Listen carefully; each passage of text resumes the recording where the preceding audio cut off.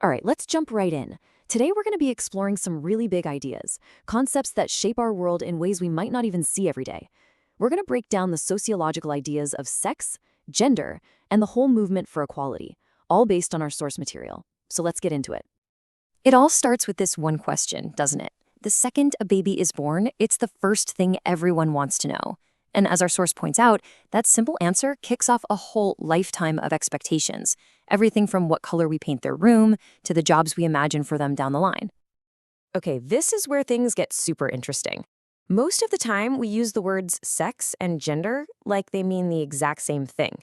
But for sociologists, there's a really important distinction between the two. So, here's the breakdown. Sex, on the one hand, is biological. It's the physical stuff we're born with. Genitals, hormones, all that. But gender, that's totally different. It's about culture.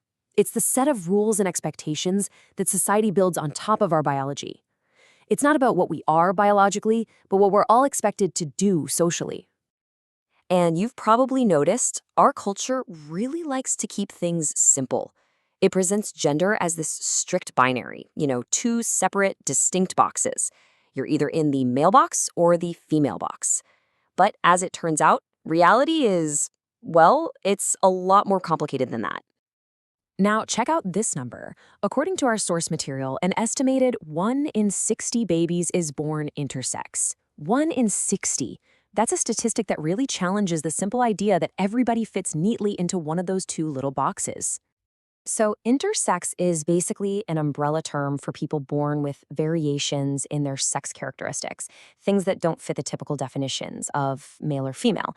And often society's reaction is to try and force that binary, sometimes even with irreversible surgeries on infants. This is a practice that's really starting to face condemnation, as you can see here with California's 2018 resolution. So if gender isn't just a simple biological fact, then what is it?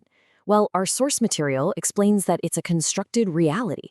It's something that our society actively builds and reinforces every single day. We learn all these rules through a process called socialization. From the moment we're born, we're taught how to act, what to like, and how to feel based on our assigned gender. You see, it's not instinct. It's basically a lifelong instruction manual.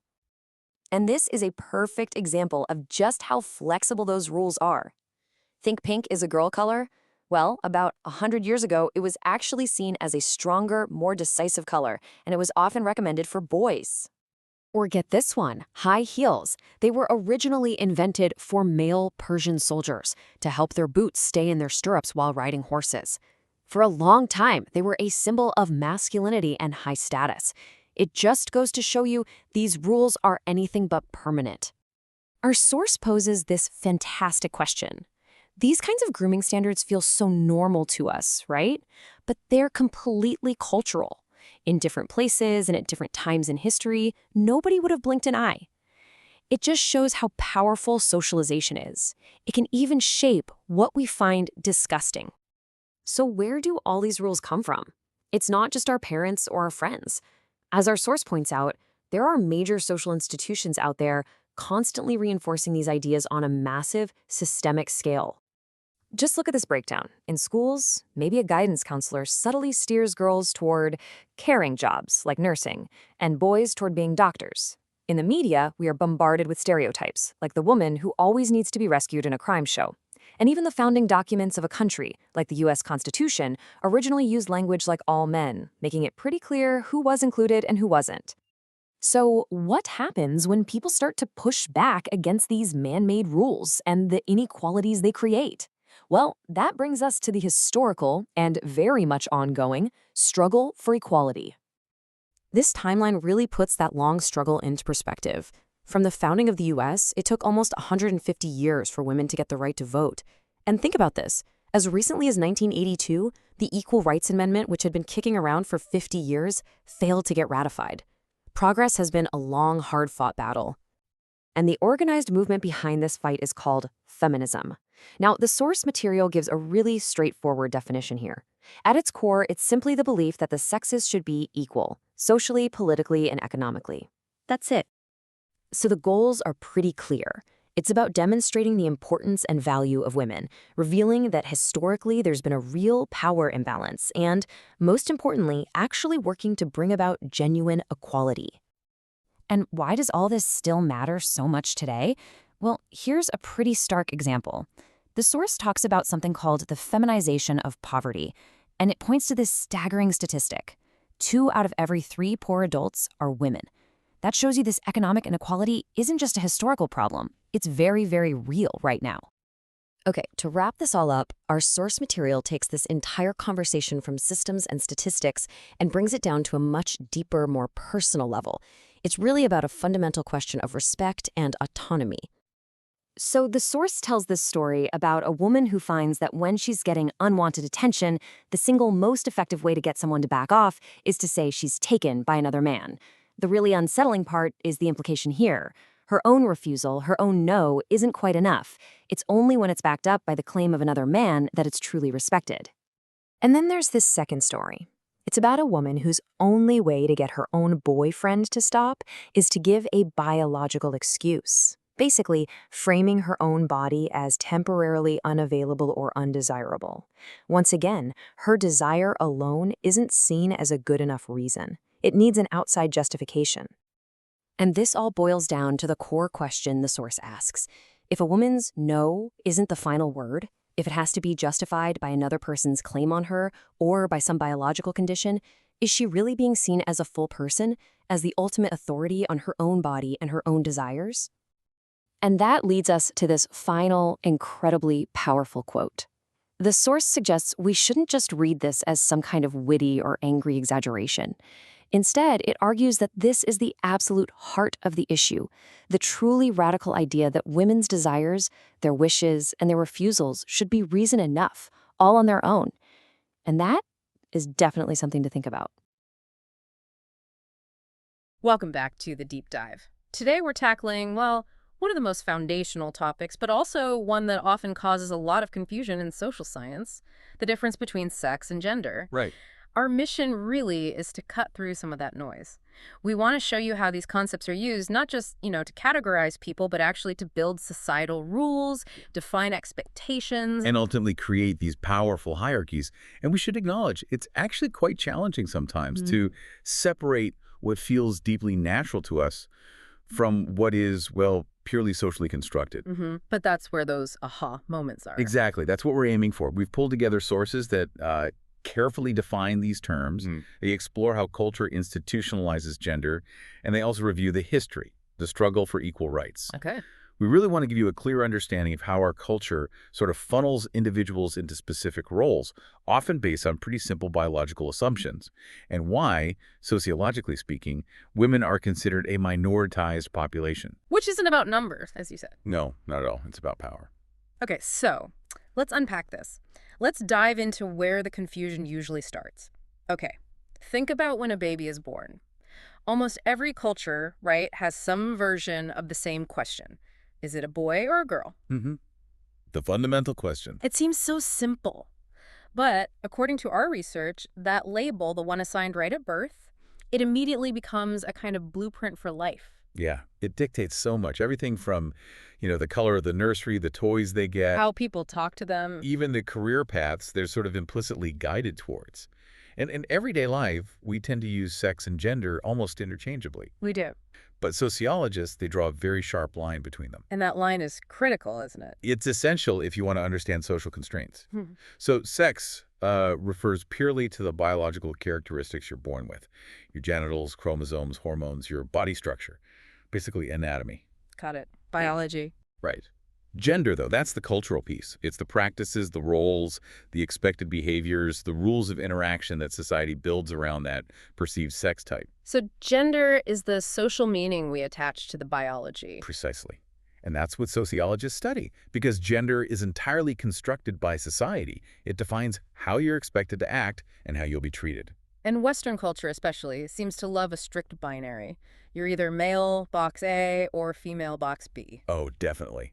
There's this relentless focus on forcing people into just those two distinct categories. But biology doesn't always play along, does it? No, the problem is biology itself quite often rejects that neat binary. What's genuinely surprising, I think, is the data point that estimates around 1 in every 60 babies is born intersex. 1 in 60, that's not rare at all. Not at all. And intersex is an umbrella term. It covers various differences in sex characteristics, maybe internal organs that differ from external ones, different chromosome patterns, or a mix of typical male and female characteristics. So what happens then when biology doesn't fit the box? Well, this is where you really see the social enforcement of the binary kick in, and frankly, it can be quite disturbing. How so? Sources show that when an intersex baby is born, doctors and families often decide on a sex male or female almost immediately. And then they sometimes perform corrective surgery. Surgery, right away. Often, yes. And crucially, usually without the possibility of consent from the child, who obviously can't give it, or the future adult they will become. Wow. And sometimes this decision is based on really arbitrary physical standards. For instance, if a penis is measured at birth and deemed too small by certain clinical standards. They might just decide the child should be female. Exactly. And surgery might follow almost immediately to align the body with that decision. That's horrifying. Prioritizing the social box over the actual person? It's a direct consequence in prioritizing that societal demand for a simple binary label over the child's natural variation. Is there any pushback against this? Yes. Thankfully, we are seeing progress.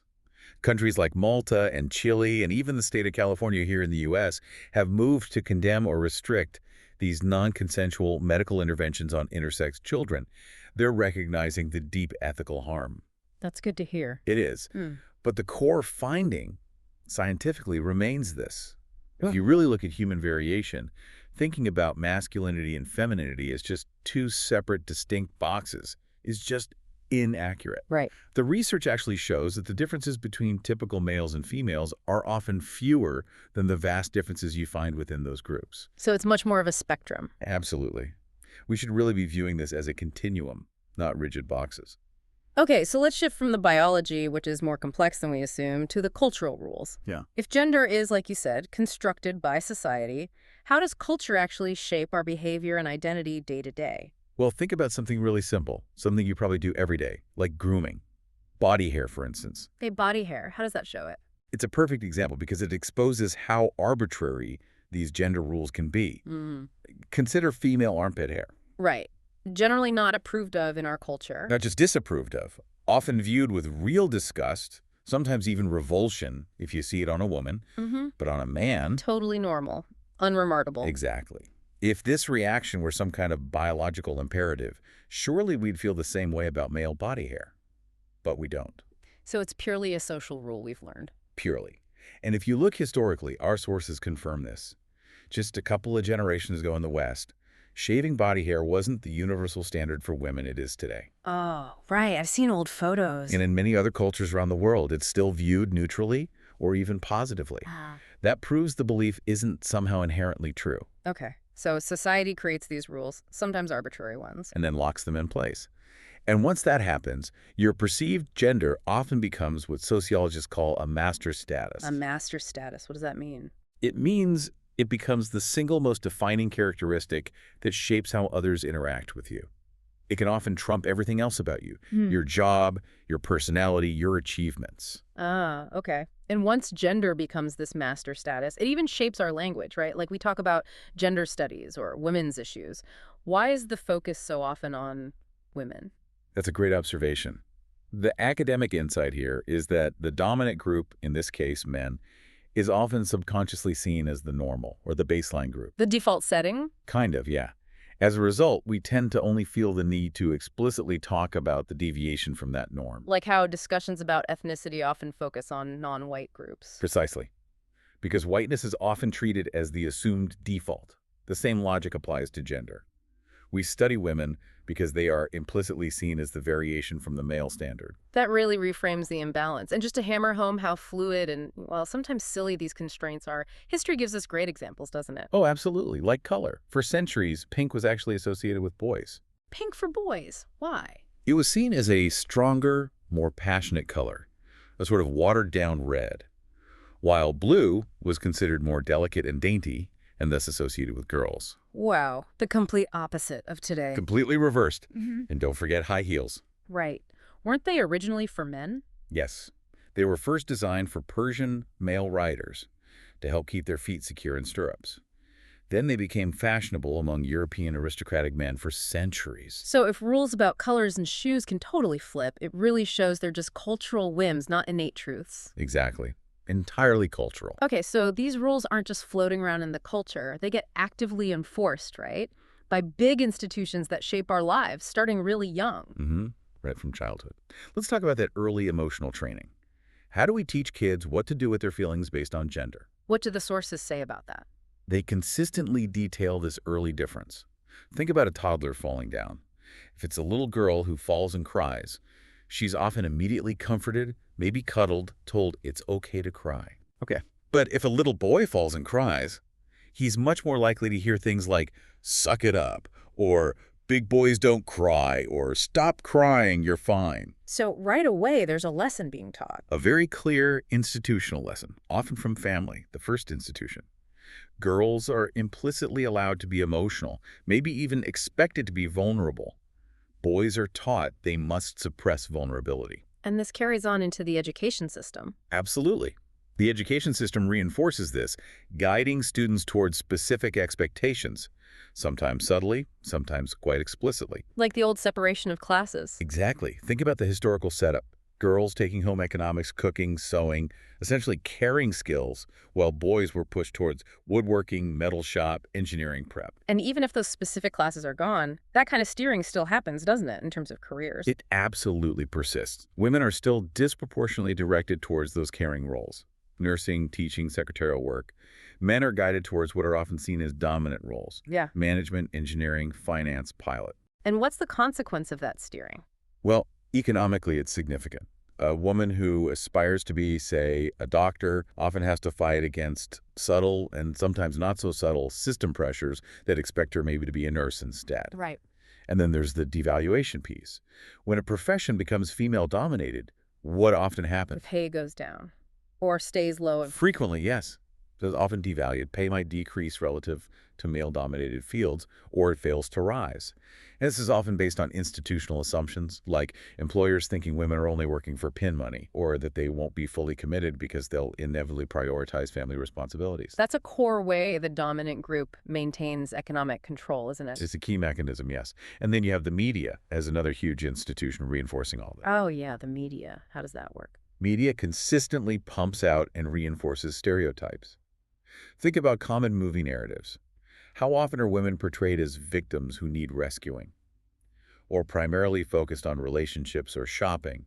While the men are the strong headliners, the action heroes, the leaders. Exactly. The Dwayne Johnsons of the world.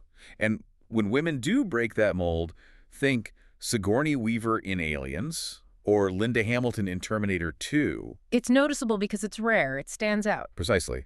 And conversely, look what happens when a man takes on a traditionally female caring role in a movie, like in Mr. Mom or The Pacifier. Well, usually comedies. Right. The entire premise is treated as inherently funny, awkward, and temporary. The humor comes from subverting the male norm, and the movie usually ends with the natural order being restored.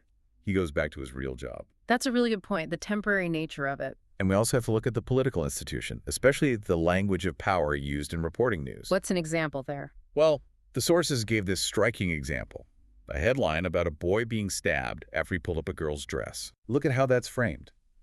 The wording immediately focuses attention and sympathy on the boy's injury.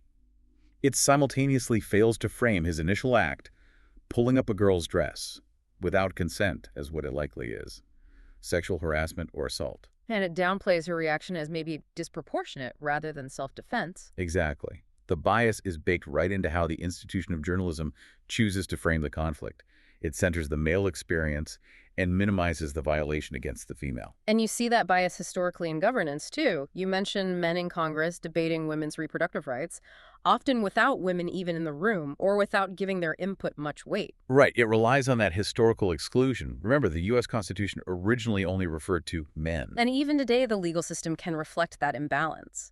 Like how a woman reporting sexual assault often faces the burden of proving she didn't encourage the act. Yes, it effectively reverses the usual burden of proof, placing the onus on the victim rather than the accused. It's another institutional reflection of that power dynamic. Okay, so if we connect all these pieces, the cultural rules, the institutional enforcement, it leads to a bigger question, right?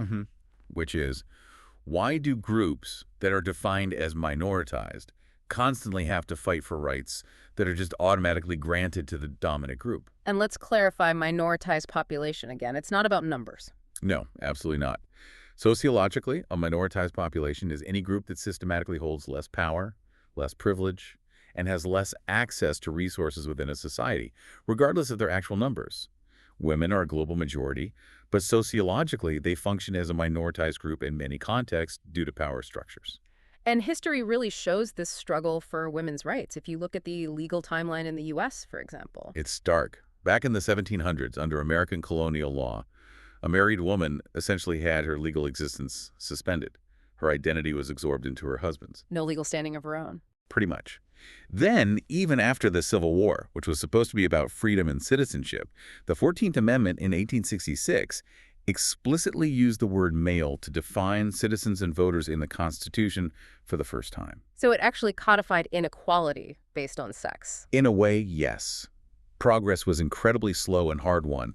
It took until 1920, with the 19th Amendment, for women to finally get the right to vote based on sex. And even then, victories weren't always secure. We saw things like the Equal Pay Act in 1963, promising equitable wages. Which was a major step, absolutely. But those advances have always felt fragile, like they could be rolled back. And the best evidence of that fragility, maybe, is the failure of the Equal Rights Amendment, the ERA. Right. Decades of activism, huge public support, passed by Congress, and then in 1982, it failed. It fell just 3 states short of ratification. 3 states. After all that effort. It shows how deeply ingrained the resistance to true equality is. And this constant fight, this struggle for basic equality, brings us naturally to, well, defining the movement dedicated to achieving it. Feminism. Formally, it's defined as the belief in and the advocacy for the social, political, and economic equality of the sexes. And what are its main goals, according to the sources? Generally 3 things. First, to demonstrate the importance and value of women in society. Second, to reveal the ways women have been historically subordinated by the dominant group. And third, obviously, to bring about genuine gender equity. Equality in practice, not just on paper. Exactly. And we know that equity is still a long way off. The data shows huge gaps persist. Like what? Well, there's the concept of the feminization of poverty. Globally, about 2 out of every 3 poor adults are women. 2 out of 3. Wow. And look at political power. In the U.S., women hold maybe only around 15% of major political positions. Globally, the U.S. ranks somewhere around 60th for female political representation.